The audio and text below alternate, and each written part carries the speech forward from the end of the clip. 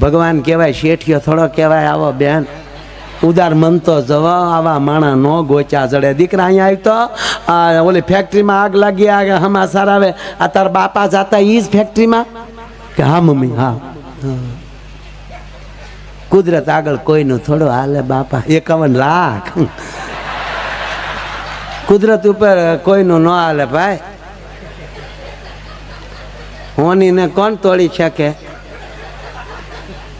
હારો શેઠિયો મળવો એ ભગવાનની દયા કહેવાય. બટા તાર બાપાનો ફોટો લાવ, આગળ જોહે.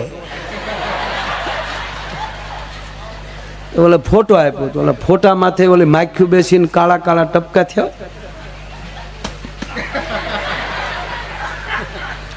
મને સપનામાં નહોતું મારે એનો ફોટો ધોવો પડશે. એ હરગમાં લહેર કરજો, એ હાથે હાથ ભાવ મળજો, આવી જ રીતે સટકી જાજો. એવું નહોતી કહેતી, હજી ફોટો હરખો કરે ન કરે તો એને જ દરવાજે ટકોરા થયા. દરવાજો ખોલ્યો તો ઘૂઘુ હામાં ઊભો માવો સોળ્યો. બાય ટક્કર લઈ ગઈ. તેને પતિએ કીધું કેમ આમ કેમ સામું?